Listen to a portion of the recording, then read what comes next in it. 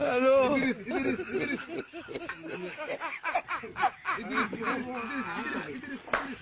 Voilà, allô.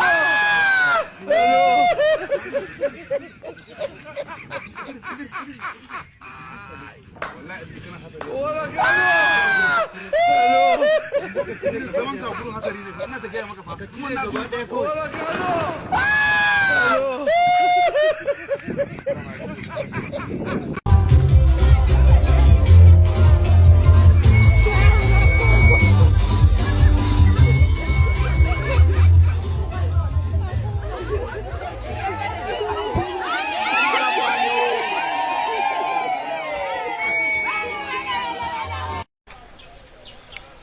et le royaume de Arthur, là où Arthur est roi,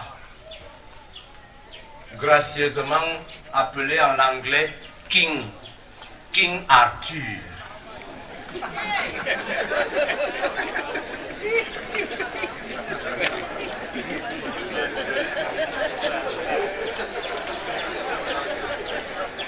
Un mauvais royaume. Parce que quand on entre dans le royaume de Arthur, où il est king, on ne peut pas ne pas devenir bagarreur, c'est-à-dire fighter. Et comme chez eux, il y a des lois. Quand tu as bagarré, on ne t'envoie pas un policier, on t'envoie un officier en tenue bleue, en anglais, officer. Et comme il va te trouver trop violent, il ne peut pas se rapprocher de toi. Il va commencer à te tirer des balles, en anglais bullet.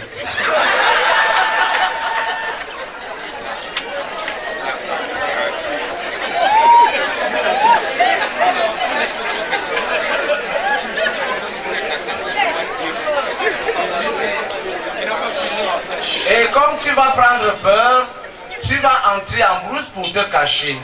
Et là-bas, tu vas trouver le lion d'or.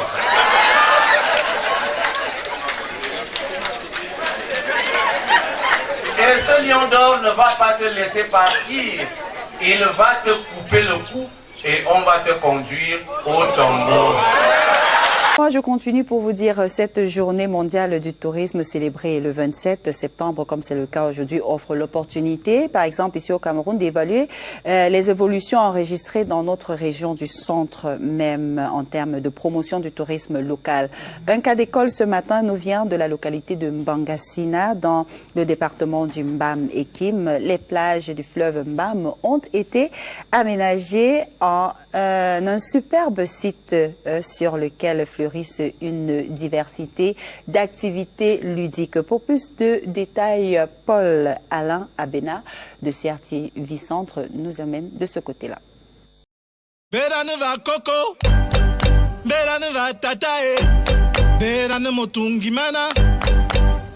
Tout juste une indication laconique noyée dans la broussaille. C'est la clé d'accès à un paradis sur terre qui n'attend qu'à vous ouvrir ses grands battants. Le sublime a pris refuge derrière un épais rideau de palmiers. Un concept original et saisissant. Nous sommes des agriculteurs. Du palmier, vous le voyez derrière vous, nous en avons. Du cacaoyer, des ignames, la pêche aussi. À la fin, nous avons pensé à un site touristique. Vous pouvez le constater. Nous sommes encore en tout début. C'est Beach Farms. Nous sommes en Mbangassina, département du Mbam-Ekim. La localité est irriguée par les eaux généreuses du Mbam. Ici, en Mbangassina, deux facettes du fleuve Mbam se tiennent dans une étroite intimité. L'utile et l'agréable. L'utile à l'autre rive, avec une forte activité d'extraction du sable, le nouveau diamant de la localité, en concurrence féroce avec le cacao.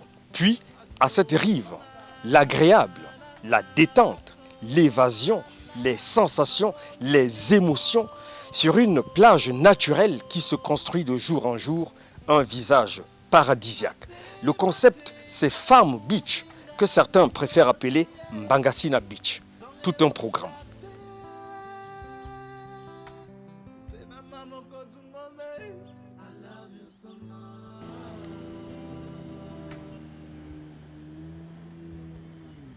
La nature a déversé ici l'immensité de sa générosité et la main de l'homme s'est occupée à peaufiner le reste. Pas le droit de s'ennuyer à cet endroit féerique. Depuis que vous êtes là, vous n'avez pas senti un seul bruit. C'est le calme le plus absolu. Le bienvenu est pour tout le monde qui voudrait bien essayer de ce calme, le goûter. La nature nous a tout donné. Là, apparemment, vous ne voyez personne. Ben, il y a nos enfants qui n'ont vu des hippopotames qu'à la télévision. Bon, mais parfois, ils peuvent venir vous rendre visite ici, sans vous faire aucun mal. Visiter Mbangasina Beach, c'est d'abord consentir à prendre le large. Un dispositif de navigation est en place et des moniteurs professionnels encadrent les opérations. Vous voyez à l'angle, au fond, c'est un peu le style bicyclette. Vous avez les pédales. On les appelle les pédalos. Il ne prend pas de carburant, il est tout à fait naturel. Vous avez le kayak. Il y a toute une pléthore de kayaks. Ici, vous avez les motojets. Voilà un et voilà deux. Le style moto, de voilà. Vous vous baladez avec. On vous met un chauffeur dessus. Parce que c'est très très risqué de vous laisser seul dessus. Il est vraiment très rapide. Et là-bas, c'est la catégorie des vedettes. Ça dépend. Nous avons ces deux modèles. Nous les appelons un peu en termes un peu plus réduits, les flying boats. On vous porte. La navigation, l'atmosphère, vous l'avez à vous.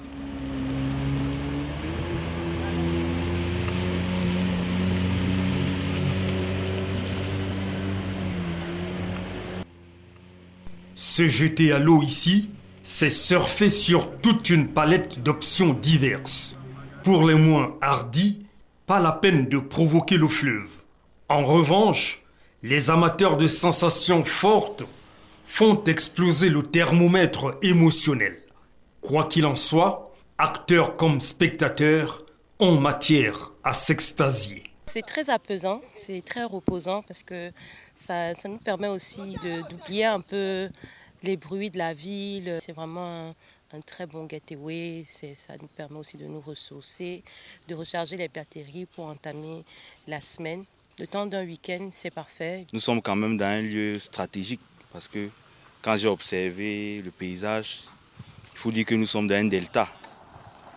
Donc au plan touristique et en termes d'exploitation dans le domaine des loisirs, il y a beaucoup de potentiel, mais ce qui est déjà fait est vraiment satisfaisant. Pas de quoi regretter le voyage sur un site qui n'a rien à envier aux endroits les plus sublimes connus dans le monde. Ce n'est pas loin de la grande cité capitale Yaoundé. Le temps d'un week-end, se reposer, se détendre, profiter en famille avec les amis. Et ça participe aussi à la SND 30, puisque ça fait partie du développement de notre localité d'abord, et également le rayonnement du Grand BAM. Pour l'instant, les modalités d'accès à la beach sont en cours de formalisation et le rythme de fréquentation est sur une courbe ascendante. Nous faisons tout gratuit pour le moment. D'ici peu, ce sera payant.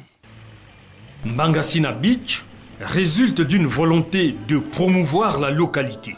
À son stade actuel, le projet demande un ultime effort en termes de viabilisation des voies d'accès et d'installation des commodités de séjour.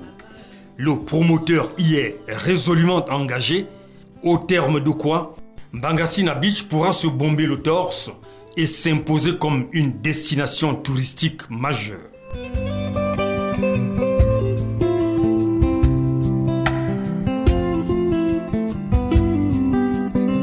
Ngwande, omne ushwa kote mramo nubam. Witi maman otemote timbe tete. Vous écoutez Radio Equinox, la chaîne du peuple. La chaîne du peuple. Bonjour, nous n'allons rien bâtir de solide dans le mensonge, l'hypocrisie et l'entourloupe. Aucun Cameroun nouveau ne va voir le jour si au préalable, nous n'avons pas des personnes qui vont dire la vérité aux faussaires. Comme nous l'avons toujours soutenu, si notre pays est devenu un mini Mogadiscio, ce n'est pas seulement à cause de la branche fondamentaliste de l'Ocre de 82. Il y a aussi ces acteurs alternatifs, ces acteurs de l'opposition, ces acteurs de la société civile qui prospèrent dans la fémania politique. Ils profitent du tribalisme en promotion au Cameroun et de la naïveté politique d'une bonne partie de la masse pour se donner une bonne impression et jouer l'équation exclusivement personnelle dont l'égoïsme. De notre modeste expérience et connaissance du champ oppositionnel camerounais, s'il y a 10 leaders qui se présentent comme anti-renouveau, au moins 8 opèrent dans la fémania politique, et ce depuis 1992.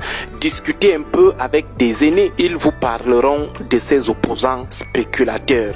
Ce qu'il faut déjà retenir, c'est qu'il y a 3 façons de séduire le patron du 6 novembre. 1. En lui faisant du corbeau et le renard, c'est-à-dire passer des journées à lui dire comment il a un beau plumage, comment il a une belle voix, lui rappeler de temps en temps que entre Dieu et lui, la différence se joue seulement sur quelques détails. 2. Faire semblant de le combattre afin qu'il soit contraint de négocier la paix avec vous. On tire sur lui dans le but de se faire une redoutabilité qui permettra plus tard d'élever les enchères. Quand ça ne marche pas, on commence à dire qu'on a déjà eu des propositions, seulement on ne mange pas de ce pain. Ce qui est faux, c'est juste une fémania qui a mal tourné.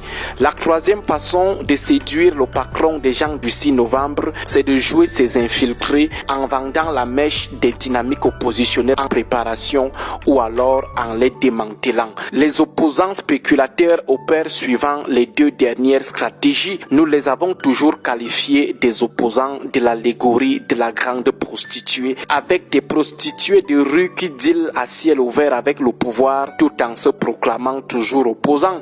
C'est le cas des sociétaires des différents G quelque chose et des prostituées de luxe qui affichent la mine des gens qui détestent le régime. Pourtant, dans la nuit, ils sont dans ces appartements et ressortent vite à 5 heures avant que le quartier ne se réveille, ni vu ni connu. Voilà les réalités de notre opposition et de notre société civile qui est également coupable. Seulement, il faut désormais alerter le peuple, l'édifier et dénoncer ces spéculateurs qui d'une manière ou d'une autre abusent du peuple du changement et plombent toutes les dynamiques de changement. À l'occasion des élections à venir, il va falloir qu'on se dise certaines vérités, sans complaisance, sans langue de bois. Vous vous souvenez de nos réserves acerbes à l'égard de l'ATP, cette curieuse coalition née après l'annonce de celle de l'honorable Jean-Michel Niché avec pour candidat d'office le président du MRC. Vous vous souvenez de nos échanges avec certains promoteurs de ce projet très lugubre, n'est-ce pas? À l'époque, on nous a traités de suppôts du MRC, alors aujourd'hui que ces ennemis de la vérité fassent le diagnostic du sérieux de l'ATP. N'est-ce pas ce lugubre projet justifiait sa naissance par le fait que l'honorable Nietzsche n'avait pas organisé des primaires ou des concertations préalables avant de désigner le professeur Maurice Kamto comme le candidat de la coalition? N'est-ce pas l'ATP nous promettait le corrigé de la démocratie du choix du candidat d'une coalition? Même pas 6 mois. Chacun est déjà candidat déclaré de son parti.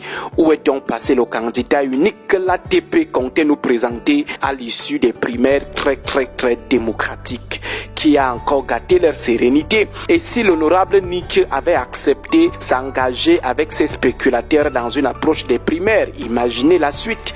On ne fait pas de coalition avec des spéculateurs, des infiltrés, des vendeurs d'illusions ou simplement avec des gens de l'allégorie de la grande prostituée. Même pas 6 mois. Les gens qui promettaient dégager un candidat unique pour montrer à Kamto et à Nietzsche comment on procède pour désigner un candidat de l'opposition, les voilà, chacun est déjà lui candidat dans son parti ou candidat quitté son parti d'emprunt, même pas 6 mois. Le projet du candidat de l'ATP est dans l'eau et dans leurs annonces de candidature, personne ne prononce encore le mot ATP. C'est là où vous conviendrez finalement avec nous que cette affaire de l'ATP était tout simplement une initiative du cabinet noir du renouveau pour casser la coalition de l'honorable Jean-Michel Nithieu. Sentant que cet objectif ne sera jamais atteint, chaque mercenaire prend désormais sa route. Que le peuple camerounais reste vigilant des opposants du Hilton, des saisonniers politiques, des infiltrés, des hirondelles politiques, des commerçants politiques, des vautours sont de sortie. Vigilance. Tout ce qui est opposant n'est pas toujours opposant. Vigilance. Bon début de semaine à vous tous.